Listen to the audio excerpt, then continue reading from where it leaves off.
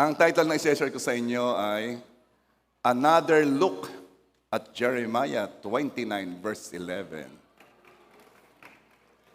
Favorite verse kasi ito ng marami.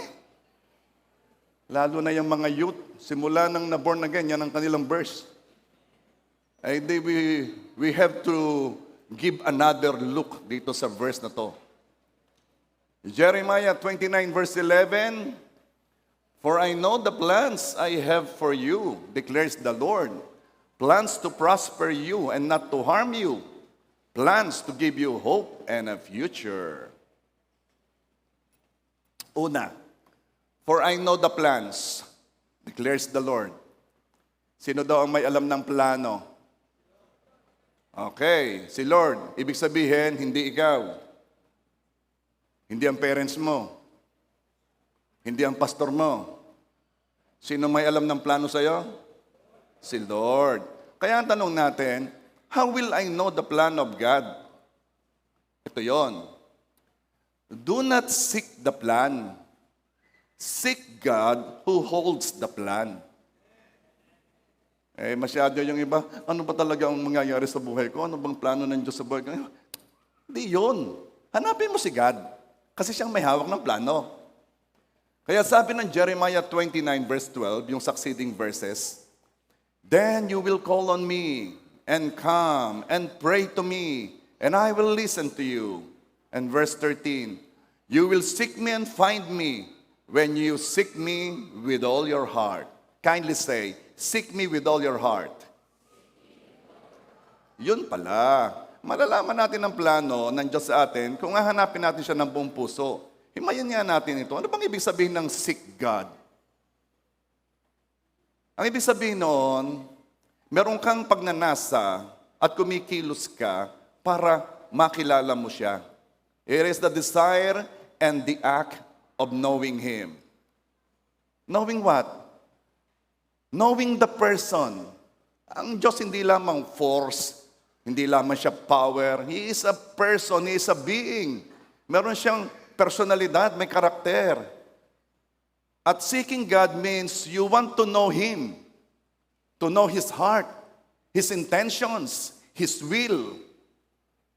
Ano naman ang ibig sabihin, Pastor, ng seek God with all your heart? Okay. Maraming testimonies ng mga matitinding naglilingkod sa Diyos ngayon, listen to this, ay mga dating lubog sa bisyo. Dating mga adik. Bakit kaya? One reason is this. Lucas 7:47. Kaya't sinasabi ko sa iyo, malaki ang kanyang pagmamahal sapagkat maraming kasalanan ang pinatawad sa kanya. Ngunit ang pinatawad ng kaunti, kaunti rin ang pagmamahal. Yung mga dating lubog sa kasalanan, nakaranas ng pagpapatawad ng Diyos, tumanggap yan ng pagmamahal ng Diyos. At dahil sila'y pinatawad, tumanggap ng matinding pagmamahal, matindi rin silang umibig sa Diyos. Kaya tatawagin ko dito si Pastor Ferds. Siya po ay one of the pastors ng New Zealand upang magpatotoo sa atin. Ito po ang pinatawad ng malaki, kaya malaki magmahal. May I call Pastor Ferds. Ang hindi ko po makakalimutan sa aking buhay ay yung unang beses na ako'y pinatayo sa pulpito. Talaga pong, kalugang nga aking tuhod eh. At parang may mga dagang nagtatakbuhan sa akin dibdib, kabog na kabog. Ano ka ako ito? Okay, sa lamig po ng panahon doon. Ang aking bumbunan ay pinapawisan. At nanono yung aking lalamunan. Tapos ako'y nagkambubulan na, ano ba ito ako? Magaling pa nga ako maghamon ng suntukan kaysa humarap sa inyong harapan. Bago po ako makakilala sa Diyos, ang lahat po ng bisyo ay nasa akin na tanda ko po noon, bagong taon, sabi ko yan ang aking resolution, ang aking New Year resolution, lahat ng bisyo ay papasukin ko. Pinasok nga at nahirapan na lumabas. Ang aking pong bisyo ay talagang yung babae, ako may sarili pumatol sa lalaki. Alak, suga, sigarilyo, marijuana, shabu, gamot, yan, tabletas, syrup, at talaga po yan ay napakatindi. Yan po yung daladala ko doon. sa New Zealand. Talagang naranasan ko po ang matulog sa banyo. Yan, kami po yung nagiinom. Ako naghuhubad. Akayat ako sa ibaw na sasaya at sayaw. Maigi. Ganyan po ang trabaho at kami po ay pag nagiinom yung aking mga tropa sasabihin, may yung aming po pastor doon, meron po sila kang Bible study.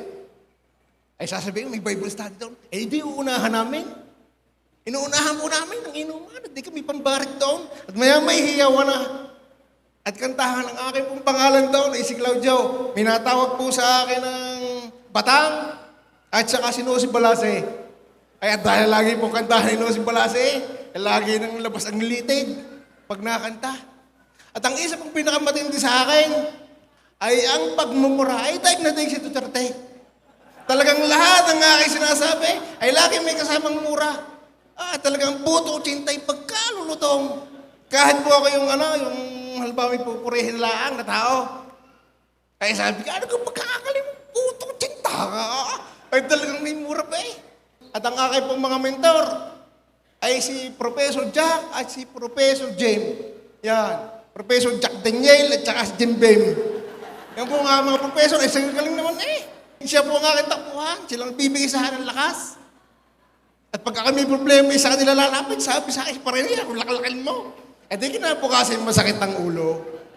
Pero sa biyaya po at habag ng Diyos, at dahil na rin po sa panalangin ng ibang tao, lalong-lalo na po ng asawa ko, si Pastor Cheryl, ako po yung nililihans niya pag ako natutulog. Salamat po at diniling ng Diyos, at ako'y talagang tatalikuran ko. Bagaman po nung una ay talagang napakahirap, dahil sabi nga ang laman ay makapangyarihan at patuloy kang nga hatakin sa iyong pinanggalingan. Pero salamat sa salita ng Diyos na buhay at ako'y talaga pong nagremo sa akin ang salitang ito na bilang-bililan ni Apostol Pablo. Sa Galatians chapter 5, verse 16, 17, sabi po doon, ay sinasabi ko sa inyo, ang Espiritu ang gawin niyong patnubay ng inyong buhay at hindi kayo magiging alipin ng hilig ng laman. Sapagkat ang mga nasa ng laman ay laban sa kalooban ng Espiritu at ang kalooban ng Espiritu ay laban sa mga nasa ng laman. Hallelujah. Paki-plus po. Yan po ako dati. Yo. Iyak. Adik eh. Ay, parang. Okay. Yeah, salamat po sa Diyos po ang papuri. So, yan po ang reason kung bakit yung mga lubog sa bisyo, kapag bumalik sa Panginoon, sobrang magmahal. Kaya kitang-kita naman po natin si Pastor Ferds. Yan po ay noong una, pag pumunta daw po kayo sa New Zealand at naglalakad sa mall, kilala ng lahat. Batang! Sikat na sikat yan. Yung ganamang lahat ay pinapakisamahan. Okay. Anong uri ng pag-ibig ang ibinibigay ng mga taong pinatawad ng malaki? Anong uri ng pag-ibig? Ito yung uri ng pag-ibig na binibigay nila sa Diyos. Mark 12 verse 30. Ibigin mo, Panginoon mong Diyos, ng buong puso mo, buong kaluluwa mo, buong pag-iisip mo, buong lakas mo. Yan na ang ibinibigay ng uri ng pag-ibig ng mga taong pinatawad ng malaki. Bakit matinding umibig ang pinatawad ng malaki?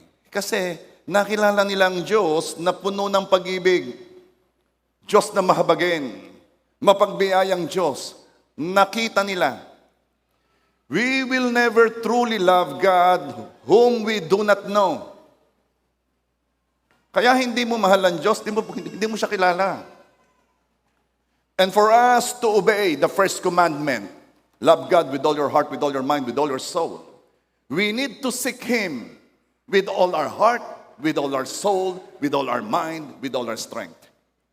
Another reason kung bakit matinding umibig ang malaki ang pinatawad, because they know how to seek God with all their hearts.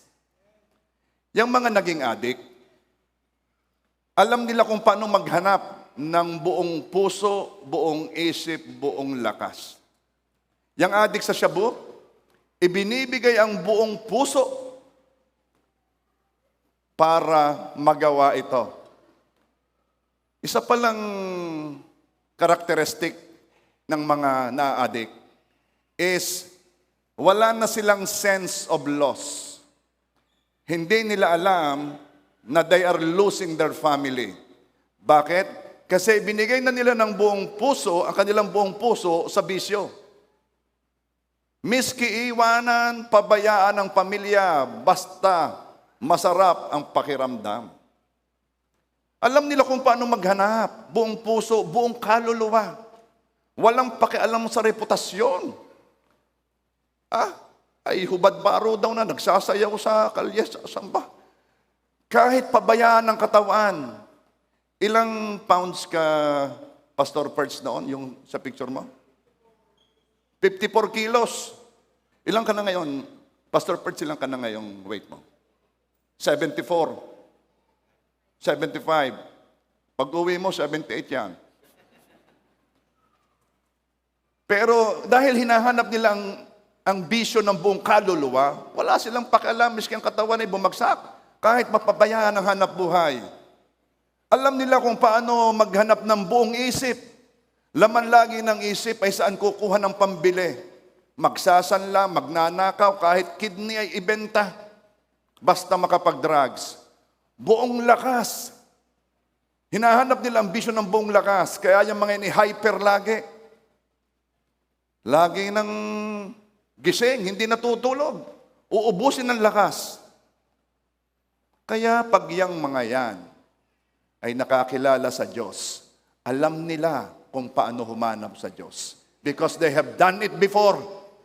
Nung ang hinahanap nila ay hindi Diyos. Kaya kung gusto mong maunawaan, ano ho bang ibig sabihin ng seek God with all your heart? Hanapin mo ang Diyos katulad ng paghanap ng mga adik sa shabu. Hanapin mo ang Diyos katulad ng paghanap ng mga lubog sa bisyo, sa kanilang bisyo.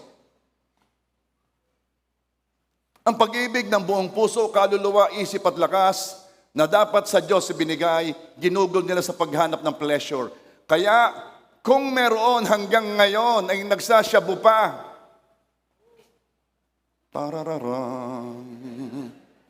kayong mga nasa online at nakapagbukas ka, at nung sinabi ko yon, ikaw ikinalabutan at sabi mo, ba't ako'y kilala ni Pastor? Kung meron ditong hanggang ngayon ay nagsasyabu ka pa, tumigil pero bumabalik-balik pa rin sa bisyo. Ang tunay mong hinahanap ay ang Diyos. Yes, you are seeking for God. There is a vacuum in your heart na talagang hungkag.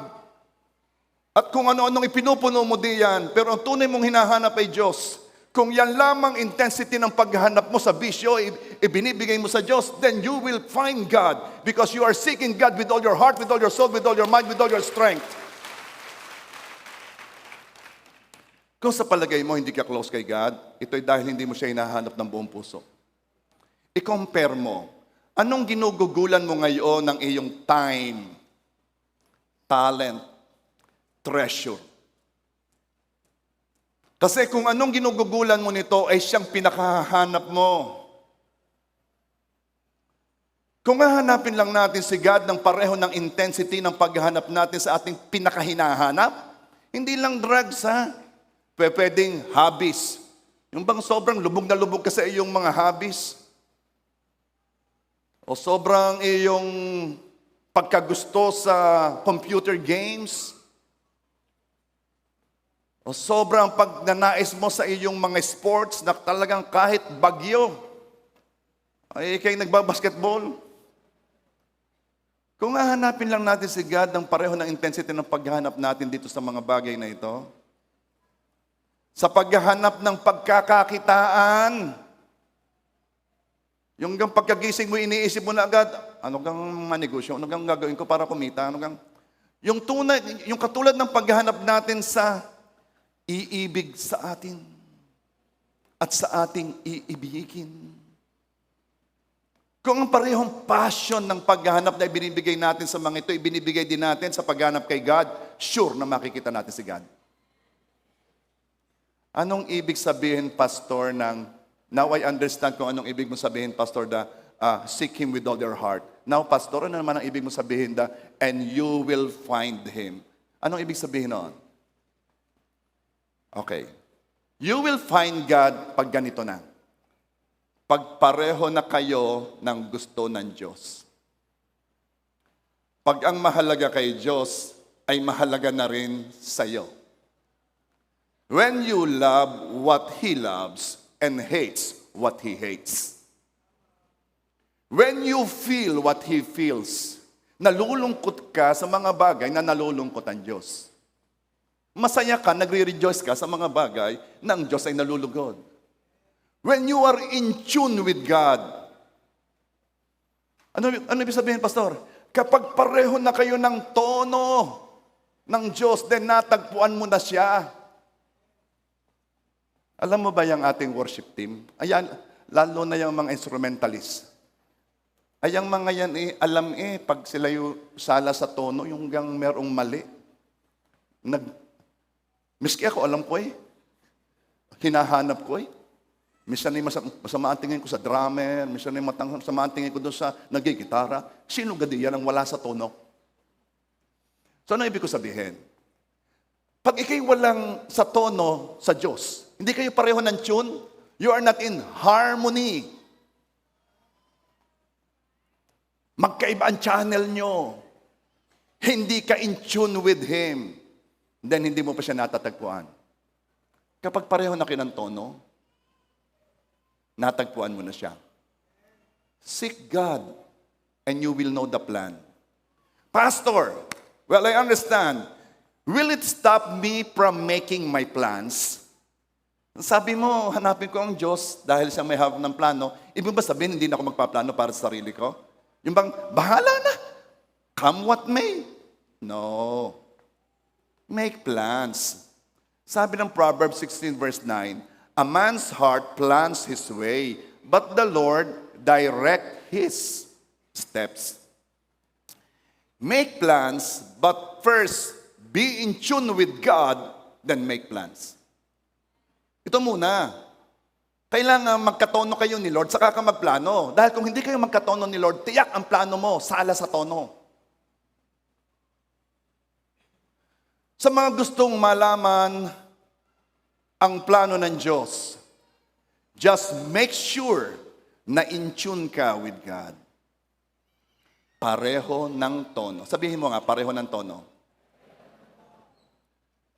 Yun lang ang ibig sabihin ng verse na to. The word abiding in you and you abiding in Christ. Yun ang ibig sabihin ng pareho kayo ng tono. And you found God when the word is abiding in you.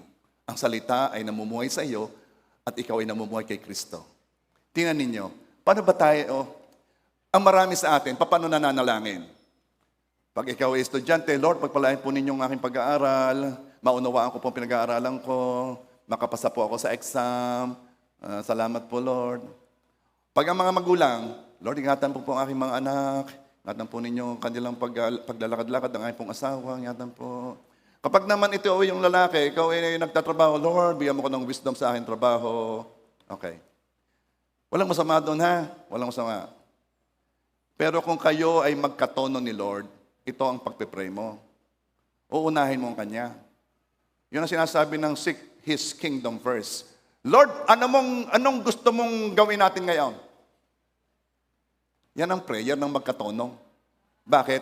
Si Lord kasi, laging nasa tono. Tayo ang malimit, wala. Malimit, wala tayo sa tono. Yung mga pinagagawa natin, nako, sa sama ng sound. Wala sa tono. So, ang tatanungin mo, yung standard. Lord, anong gagawin natin ngayon? Lord, gusto kong tumono sa'yo. I want to be in tune with you. Kaya ang dami-dami yung plano. Lord, pupunta ako sa Taiwan. Lord, pupunta ako sa... Hindi. Sabihin mo, Lord, anong gusto mong gawin ko? Lord, totono ako sa iyo. Di ba? Lord, gusto ko na magkasawa. Ngayon na. Hindi, ganito. Lord, anong gusto mong gawin ko? Tell me, Lord. Guide me. Pastor, sasabihin ba talaga yon? Ganito yon. Kasi, ang iyong kilos, pareho na kayo ng tono, Ang ginagawa mo, Proverbs 3 verse 6, in all your ways acknowledge Him, and He shall direct your paths. I-acknowledge mo siya na siya ang nasa tono, ikaw ang sintonado. I-acknowledge mo siya at itatama ka niya sa kanyang tono. In all your ways acknowledge Him, and He shall direct your paths. Alam mo yung prayer na yon? It is the same prayer as, Lord, ayaw kong magkasala. Huwag mo ko hayaang magkasala. Bakit? Kasi, hindi ka kailanman dadalhin sa puntong magkakasala kung ang hinahanap mo'y makatono si Lord. Hindi kasama sa plano ni Lord na ikay magkasala. Or else, hindi kayo magkatono. Gusto kong baguhin ang title ng aking preaching, Tono. Okay. Pag-aralan mo ha, tingnan mo ha. Lumapit ka kay Lord. Lord, may nagagawa akong sala sa tono. I-correct mo ako ha. I-correct mo ako. Bakit? Yon ang mga tao na hinahanap ang Diyos na may hawak ng plano. Okay? Itono mo Lord ako ha.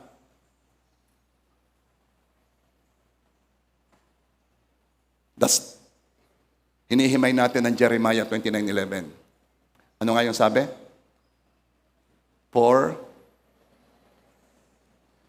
Okay. Ano sunod?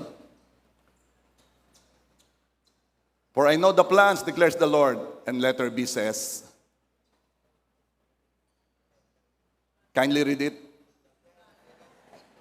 The plans I have for you. Wow! God has a plan. May plano ang Diyos. Yehey, God has a plan. God has a plan. But so is the enemy. Ay, may plano rin ang demonyo. John 10:10, the thief does not come except to steal and to kill and to destroy. I have come that they may have life and that they may have it more abundantly. May plano ang demonyo, may plano ang Diyos. So anong ibig sabihin? Magtatry ang kaaway, i-discarrel ang magandang plano ng Diyos sa atin. But God, thank you Lord, will make sure na magaganap ang magandang plano niya. Ano gagawin ni Lord? Magpapadala si God ng godly influences sa buhay mo. He could be your pastor. He could be your life group leader. They could be your family, or your classmate, or your friend, or a testimony of someone you didn't even know. Alam mo yung sinabi ni Pastor Ferds? Godly influence yun. Hindi mo siya kilala, pero naapektuhan ka ng kanyang input.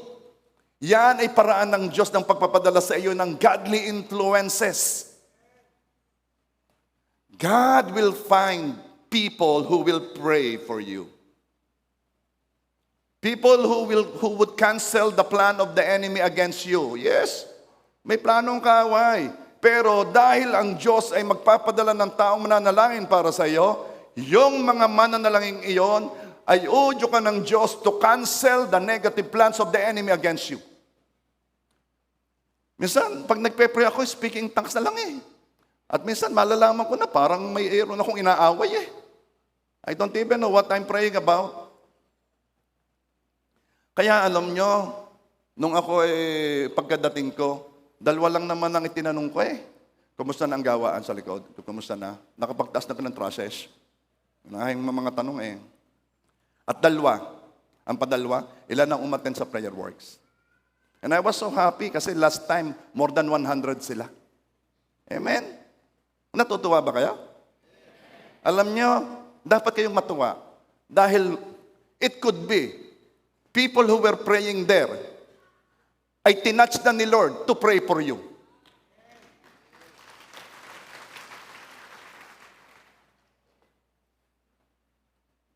Bibigyan ka o ang mahal mo sa buhay ng dreams and visions to guide or warn you. Sabi ng asawang babae, ba't ako'y nananaginip? Tayo ay nagde-date, pero hindi akong kasama mo.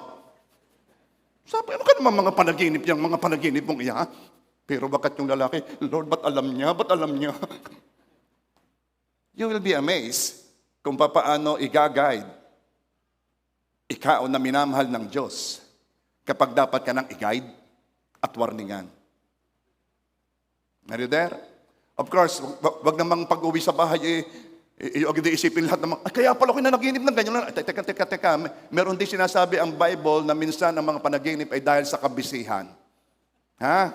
Baka naman niya mamaya ay tatawag ka sa akin, Pastor, ayusin mo asawa ko, ayusin mo.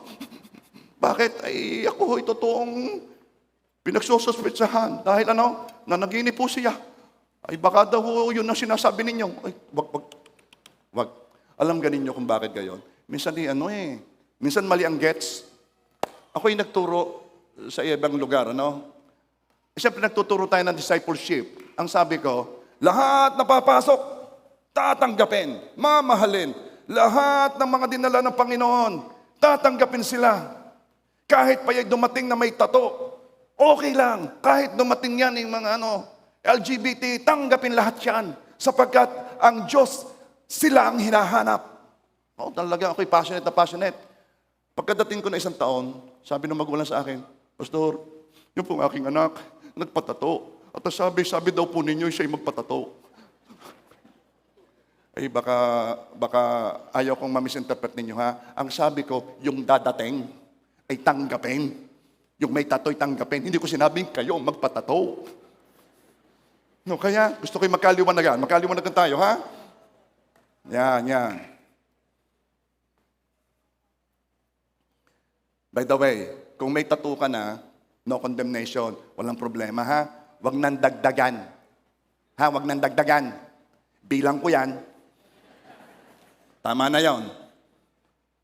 Tingnan ninyo ha. Ba't ka kayo alam kayo yung tattoo? Hindi kayo yan isusugatan ng iyong susugatan.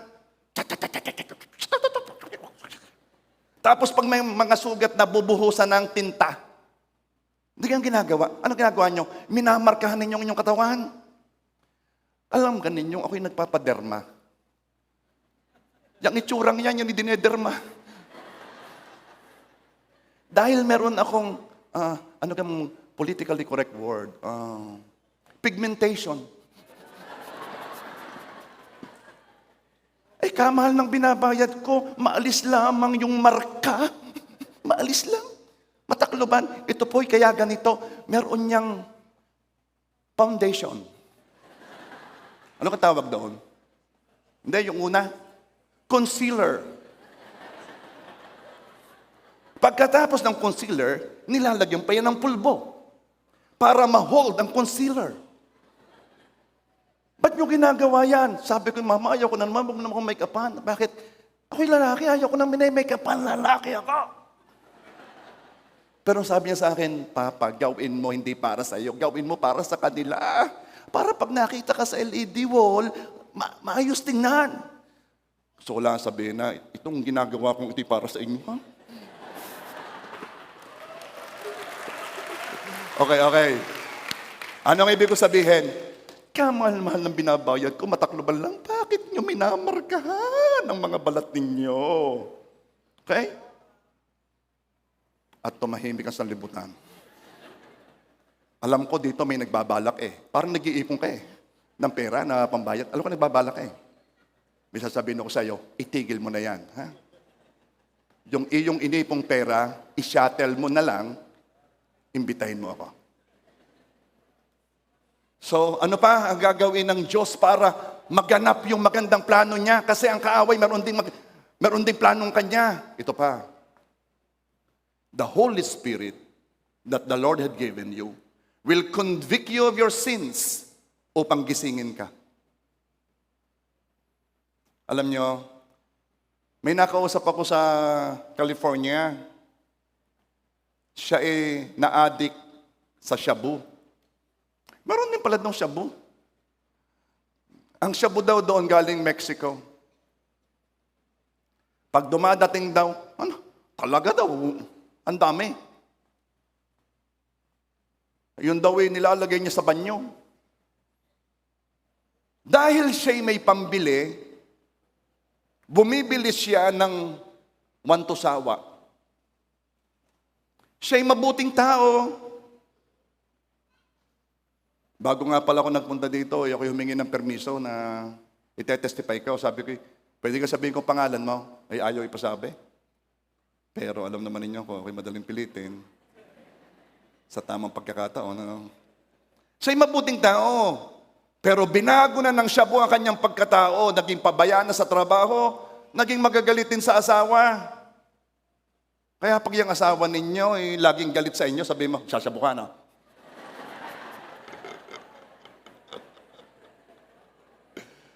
Okay. Pero isang araw, kindly say, isang araw.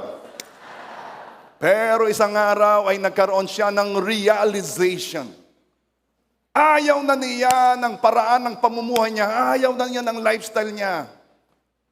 Nahabag na siya sa kanyang asawa na dati hindi siya, walang pakialam. Biglang nakita niya ang kanyang asawa na bumababay sa kanya at siya magtatrabaho. Siya nahabag sa kanyang pinagagawa. 4 to 5 years niyang ginagawa yon. Pero isang araw, sabihin mo ulit, isang araw, nag-pray siya. Sabi niya, Lord, ayusin mo ang buhay ko. At pagka-pray niyang yon, sabi niya, 2 araw siyang tumulog ng tumulog at sa 3 araw, iba na siya. Wala na ang desire sa shabu. Biyaya. Lumayo na siya sa dati niyang trabaho. Actually, umalis siya doon sa state nila Lumipat ng lugar kasi ayaw na niyang bigyan ng puwang ang addiction sa buhay niya. Alam mo, ang laging magagandang yugto sa pagbabago ng isang tao, yung kapag siya'y natauhan. Dahil yung nasa bisyo, para silang hindi tao. Kailangang matauhan. Ang tawag dito'y epiphany o the realization. Katulad katulad ng prodigal son. Alam naman yung story ng prodigal son ano? Okay? Siya ay isang araw ay nagising na lamang at ang sabi niya ay kukunin ko ng aking mana sa aking ama. At kanyang ang kinuha at siya ay nagpunta sa isang malayong lugar at ito ay ginastos, binaldas sa mga buhay na talagang hindi maganda. Pero isang araw, sabihin mo isang araw. Basahin ko na lang kaya sa inyo, Lucas 15:17. Subalit nang siya'y matauhan. Yan. Yan pala ipag-pray ninyo, Lord, ang asawa ko'y matauhan. Ang anak ko'y matauhan. Ako'y matauhan. Subalit nang siya'y matauhan ay sinabi niya, ilan sa mga upahang lingkod ng aking ama may sapat at tumalabis sa pagkain, ngunit ako rito ay namamatay sa gutom. Kasi yung bata ay nawala na ng pera, kaya siya nagkalaga ng baboy, gusto ng agawan ng pagkain ng baboy kasi siya gutom na. Lucas 15:18. Titindig ako at pupunta sa aking ama at aking sasabihin sa kanya, Ama, nagkasala ako laban sa langit at sa iyo. Wow! Realization na siya'y nagkasala. Ang tagal na ginagawa, hindi niya alam na siya'y nagkakasala. At kung naririnig man niyang siya nagkakasala, binabaliwala niya yon. Pero yung realization, yung isang araw na yon, Ama, nagkasala ako laban sa langit at sa iyo. Verse 19, hindi ako karapat-dapat na tawaging anak mo, ituring mo ako na isa sa iyong mga upahang lingkod. Gusto na niyang magbalik loob.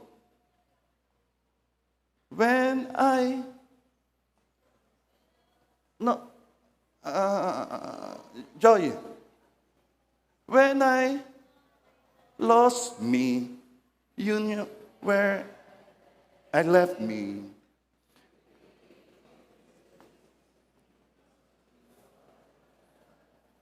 Salmo responsorio na. Alam nyo, Joy, may nagtatanong sa akin sa California, bakit daw lagi mahaba ang buhok mo? Paliwanag mo, hindi ko alam Okay. Ang sabi ng prodigal son, babalik ako sa aking ama. The epiphany. Hindi siya natauhan lang noong naubos na ang kanyang pera. Natauhan siya kasi nakita na niya ang hindi niya nakikita dati. Napakaraming tao, hindi kita ang nakikita ng marami. Hindi kitang sinisira ang kanyang buhay, hindi kitang mali ang kanyang, hindi niya kitang siya'y wala sa tono. Ilan na bang mabisyo ang bumagsak na ang kalusugan, ang kabuhayan, ang pamilya, ang pinayuhan ng kanilang mga mahal sa buhay para magbago pero hindi natauhan. Napakalaking biyaya kapag dinala na siya ng Diyos sa realization tulad ng prodigal son. Sa mga nag-aakalang hindi ka na makakaalis sa pagkaalipin sa kasalanan at sa bisyo, may biyaya. Sa nag-aakalang kailangang dahan-dahanin ang pagbabago at akalain mong hindi mo ito kayang baguhin kaagad, may sasabihin ako sa iyo, yung kinuwento ko sa inyo na ayaw pasabi ang pangalan, isang araw lamang na siya'y nanalangin, pinatulog ng Diyos ng 2 araw, pagkatatlong araw, iba na siya. May biyaya. Sa mga nag-aakalang hindi pwede, na hindi na mawawala ang kanyang pagkanasa sa babae, sa drugs, sa sugal, sa alak, o sa ano paman, merong biyaya na tuluyang mawala ang desire na yan. Kahit sa anumang uri ng addiction. Anong gagawin mo? Hebrews 4:16. Kaya't lumapit tayong may katapangan sa trono ng biyaya upang tayo'y tumanggap ng awa at makatagpo ng biyaya na makakatulong sa panahon ng pangangailangan. Lumapit sa trono ng biyaya. May biyaya. Hingin mo ang biyaya sa Diyos na makalaya ka sa pagkaalipin sa anumang addiction or sinful lifestyle. May biyaya. May pinagpe-pray ka na parang wala kang nakikitang pagbabago sa Kanya. Kahit paggaano kasama ng ginagawa ng taong ipinagpe-pray mo, tuloy lang dahil isang kilos lang ng biyaya, isang araw lang, ay pwede nang magising at matauhan. This is the moment I want to call Pastora Cheryl. She is the head pastor ng Christchurch, New Zealand, ng JA1 Christchurch. She will talk naman yung dinaanan niya sa kanyang asawa. Dalawa yan babalansehin natin. Pero siyempre magpapakilala. Come here, Pastora Cheryl.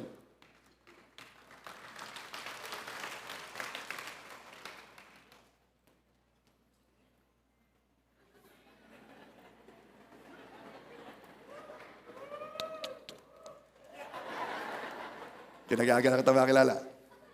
Okay. Sabi ko kay Pastora Cheryl, nagpa-reserve ako ng upuan diyan. Sabi, wag po ninyo akong intindihin, ako po'y taga Ritaw.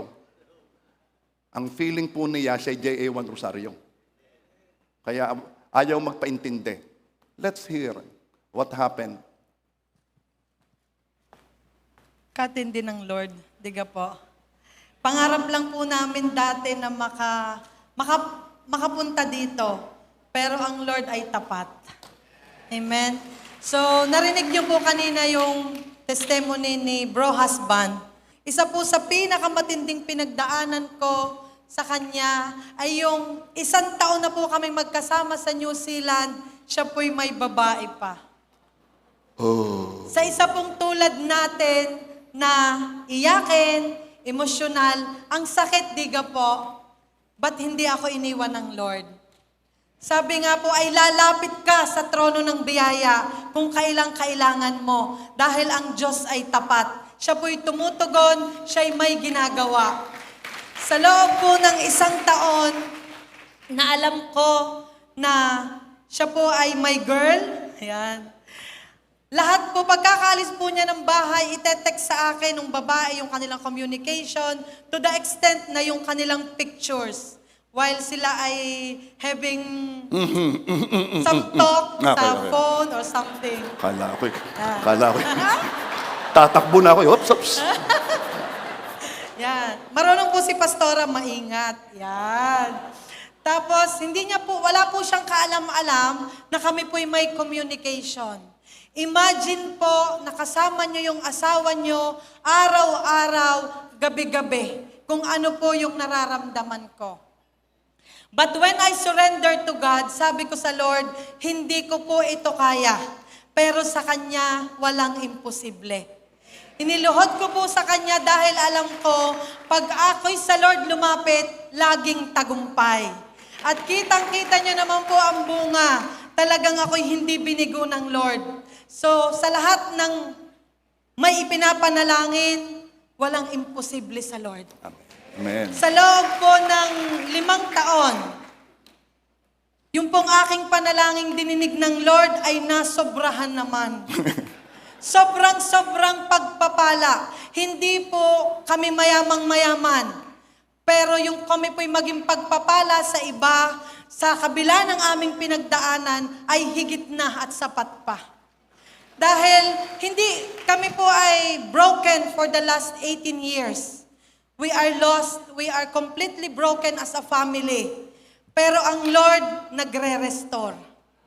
At talagang isang preaching ng Rev Itong, hindi ko makakalimutan, pababawiin tayo ng Lord. At salamat po sa Lord sa buhay ni Rev Ito unang-una, kay Eric, kay Rev Eric, at kay Ineng, kay Heidi. Ako po'y kamag-anak ni maming ninyo. At hindi nyo po maitanong, ako po'y paaral ng kanyang mga magulang nung high school. Pero ngayon po, ay biyaya po ng Lord, ay talagang, sabi nga sa declaration, ay payaman ng payaman. Kami Amen. naman ang magpapaaral. Amen. Di ka po? Dahil ganun po katindi ang Lord. So, yun pong mga umaattend ng prayer works na 100, sa sunod pong Wednesday, daang-daan na po, hindi iisa. Dahil totoong ang Lord ay tumutugon. Totoo pong ang Lord ay tapat.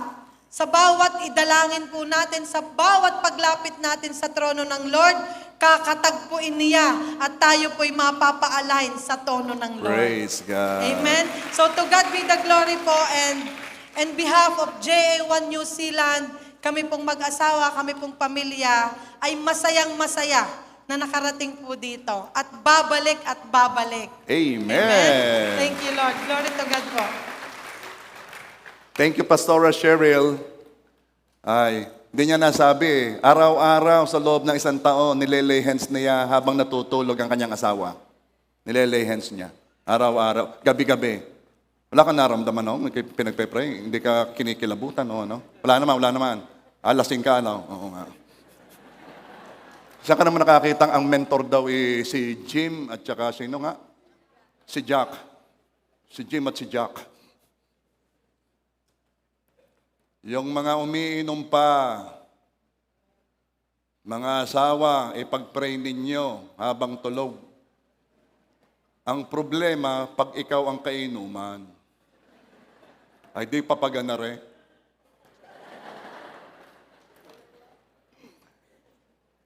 May plano ang Diyos, maganda. May plano ang kaaway, gustong wasakin yung plano ng Diyos, pero hindi papayag ang Diyos, magtatagumpay ang Panginoon sa buhay mo. The plans I have for you. Plans? Bakit plural? Bakit maraming plano ang Diyos? Bakit nga marami? Kasi may mga planong na-diskarel. May plano si Lord na diskarel. Bakit na diskarel? Kasi inabutan na ng consequences sa mga mali nating ginawa. Kaya yan ay plans. Pag hindi nag-iga rin plan na rin, may kasunod agad si Lord. Hindi mauubusan ng Diyos ng plano to counter the negative results of what we did. Para maibalik pa rin tayo sa plano niya to prosper us and not to harm us. God will never disqualify you. Proverbs 24:16. For though a righteous man may fall 7 times, he still gets up. But the wicked stumble in bad times. Everything can change, but God won't. He is the same yesterday, today, and forever. And His good plans for us will not change either. Kung papalya ka, may kasunod na uling plan ang Diyos that will make sure na magaganap ang perfect plan niya sa iyo. Yay, Pastor! Yay! Miski pala magkasala ako, may planong kasunod si Lord. Yay! Yes, marami ang plans. Pero don't target the many plans. Target the plan. Ngayon ka na sumunod. Hindi pagkatapos sumubok ng offer ng mundo at tikman ito. Ngayon ka na sumunod. Psalms 34 verse 8, taste and see that the Lord is good. Blessed is the one who takes refuge in Him. Taste and see that the Lord is good. Anong ginawa ng iba? Taste the world and see how it will hurt you. Taste. Bakit? Kasi hindi natin sure kung pare-pareho ang quality ng blessing ng mga iba't ibang pagkakataon o chances na ibinibigay ng Diyos sa atin. Let's not target the second chance, the third chance, the fourth chance. Targetin natin na makasunod na tayo sa first chance. Obey sa first opportunity that God is giving us. Kasi sa bawat palpak na ating desisyon, naaantala ang magandang plano. At kapag sunod-sunod na ang disobedience, baka maubusan ng oras. Yes, hindi mababago ang plano ng Diyos, ay ang oras mo. We are living in a borrowed time. Limited ang ating panahon. Eh kung puro disobedience yan, baka maubos ang oras at hindi na maranasan yon. Kaya ngayon pa lamang, itarget mo na agad na makasunod sa una agad salpukan. Kaya ang tawag dito ay, my plan for you is to prosper you and not to harm you. Bakit plan? Plano pa lang to, hindi pa ito destiny. Hindi pa ito ang kinabukasan mo. Hindi automatic ang destiny.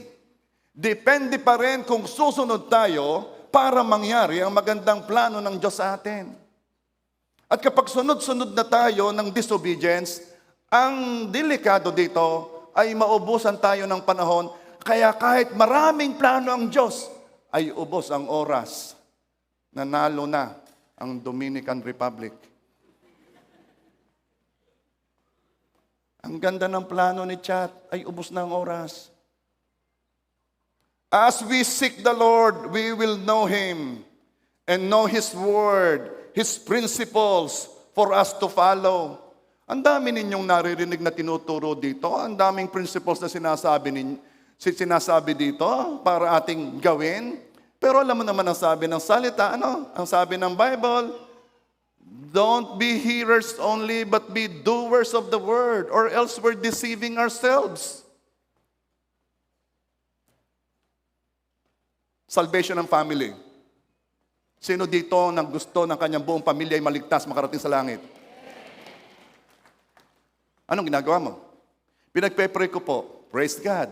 Pero gusto mo ba talaga ng iyong mga kasama, ng iyong kamag-anak, ng iyong pamilya ay makasama sa Panginoon? Ikaw ay kailangang makitaan ng pagsunod sa Diyos. Hindi mo pwedeng sabihan yung nagsisigarilyo, yung huwag magsigarilyo kung ikay nagsisigarilyo. Hindi mo pwedeng sabihin yung nagiinom na huwag mag-inom kung ikay nagiinom. Hindi mo pwedeng sabihin yung iba na huwag magagalitin kung ikaw na may magagalitin. Anong ibig sabihin? The change must start from us. We have to obey. At ang ating pagbabagong buhay, yun ang pinakamatinding makakakuha ng atensyon nila para sabihin, okay nga yung napasukan mo ngayon, Utoy. Saan gayan?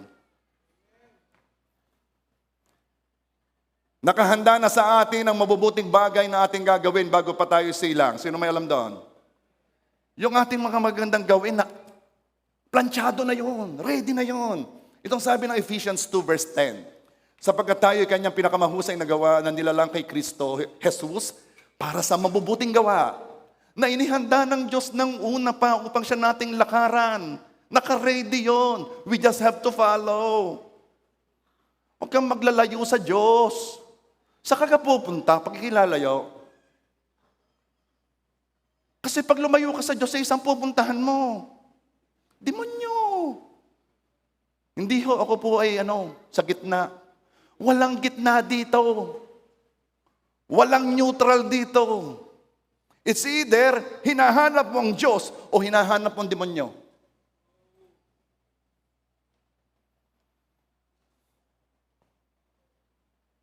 At nakahanda na ang mga magagandang bagay na iyong lalakaran.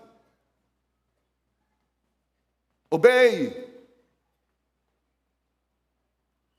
Ano ibig sabihin ng inihanda upang lakaran? Pwede mong piliing hindi mo lakaran. Nakahanda yung magagandang bagay na inihanda ng Diyos sa atin, yung mabubuting bagay upang ating lakaran, pero pwedeng hindi mo lakaran eh. Nakahanda. Pero choice mo kung lalakaran mo. Or ang pipiliin mo pa rin ay yung mga lakada ng mundo. Tayo din may prayer works. Ay din na. May anuhan din may kung ano man. Sige, magmarites ka. Mundo yan Yan ba yung mabubuting bagay na nakahanda upang ating lakaran? No.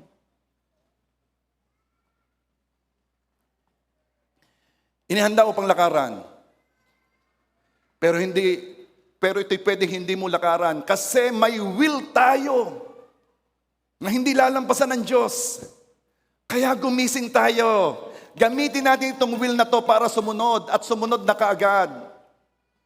Bawat pagtanggi o pag-aatubili ay nasasayang ang oras. Bawat pagtanggi o pag-aatubili, bawat pagpapatagal mo, nasasayang ang oras mo.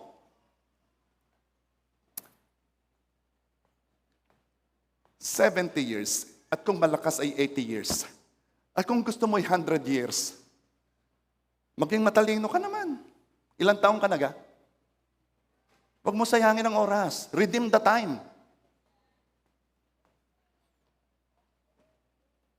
Alam mo yung kinukwento ko sa inyo na ayaw sabihin ng pangalan? Alam mo yung mga nasa Amerika, isa naman ang purpose niyan Kaya nagpunta sa Amerika. Magandang buhay. To live the American dream. Alam mo, sabi niya, 9 years. Wala siyang naipon. Ang taas ng sweldo niya, 9 years. Walang naipakita. Bakit? Inubos ang oras sa hindi pagsunod. Kaya naman, sabi ng Ephesians 5:15, be very careful then how you live, not as unwise, but as wise. Verse 16, making the most of every opportunity because the days are evil. Make use of every opportunity. Ako'y natutuwa. Alam niyo bakit? May bagyo kaya tatapatin ko, sabi ko darating kaya mga yon. Kasi alam ko ang ibang Kristiyano talaga asin at ilaw ng sanlibutan. Alam niyo kasi pag naulan ay natutunaw. Pero itong pagdating ko, wow, nandito sila.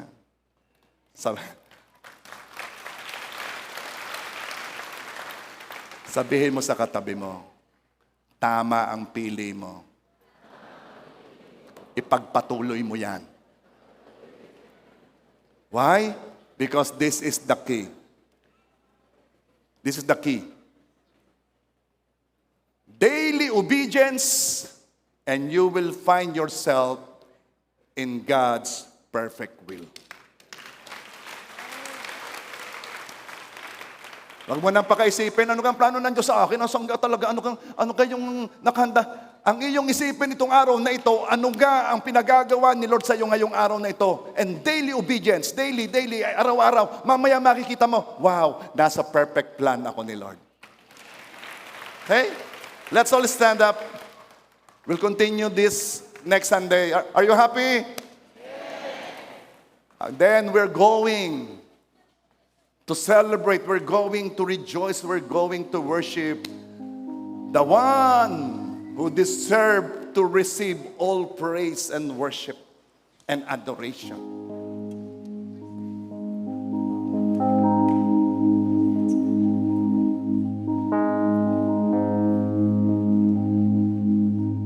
You go before I that you've even gone to win my war. You come back with the head of my enemy. You come back and you're calling my victory. You go before I know that you've even gone to win my war.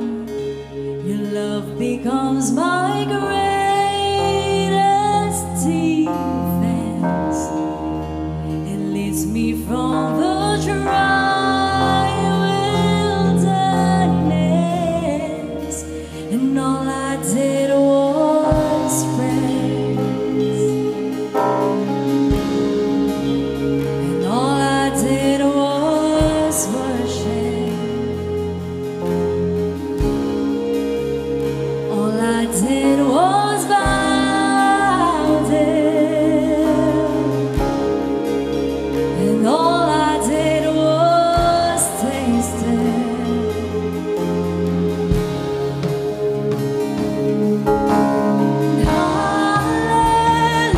Hallelujah, you have saved me so much better your way.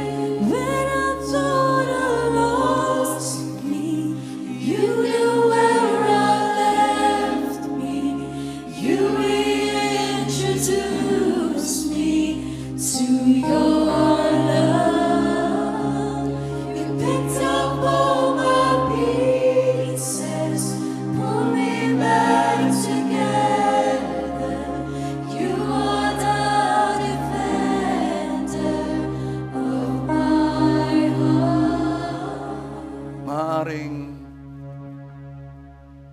ikaw ay durog na durog. Maaaring ang dami ng mali. Maaaring ang dami ng palpak na nagawa.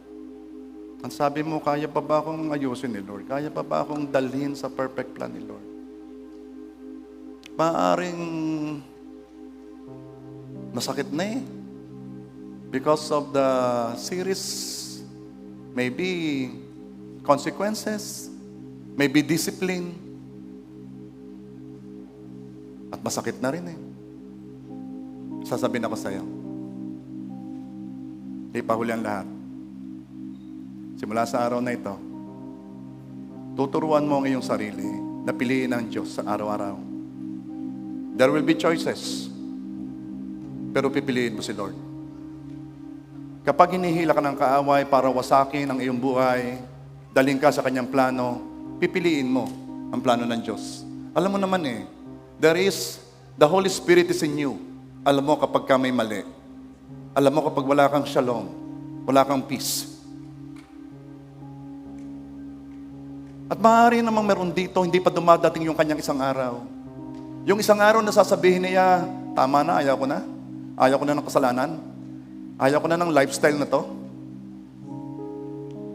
Maaaring paniwala na siya, hindi na siya makakaalis. At kanya na lamang sinasabi sa kanya sariling, okay lang naman, konti lang naman, okay lang to. Dinidisib na niya ang kanyang sariling okay lang, may sasabihin ako sa iyo, hindi okay. Hindi okay. And there is one day of realization, katulad ng prodigal son, katulad ng pinagpatuto ko sa inyong tao na isang araw, after 4-5 years ng kanyang pagkalulong sa bisyo, merong isang araw na sinabi niya, ayaw ko na.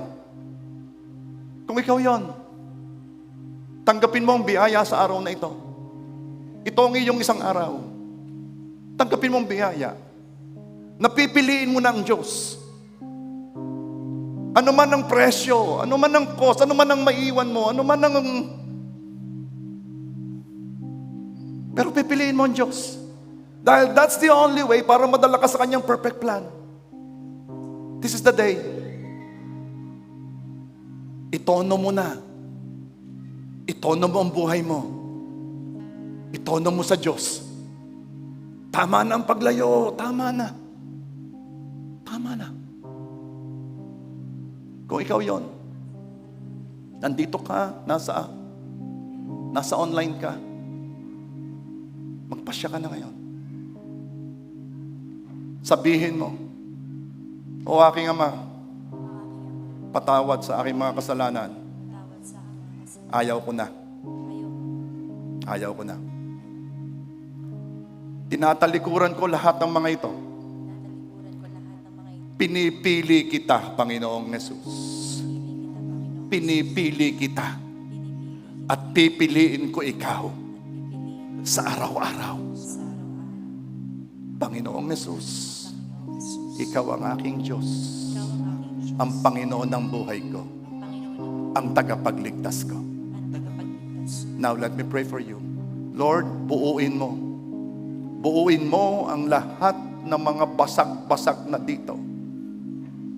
Buuin mo. Dalhin mo ang bawat isa sa katatayuan na ikaw ang hinahanap. Dalhin mo kami sa lugar na kung saan ikaw ang pinipili.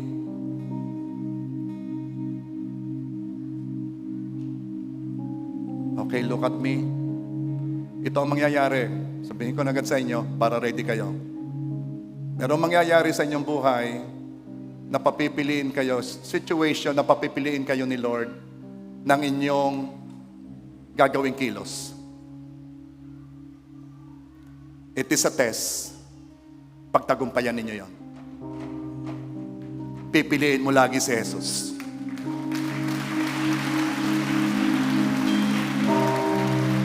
And Lord, this is your church na ikaw ang inuuna. Ikaw lang ang laman ng puso. Hinahanap ka ng buong puso, buong isip, buong lakas, buong kaluluwa. Here is your church. Bless your church, O God. Bless your church. In Jesus' name I pray.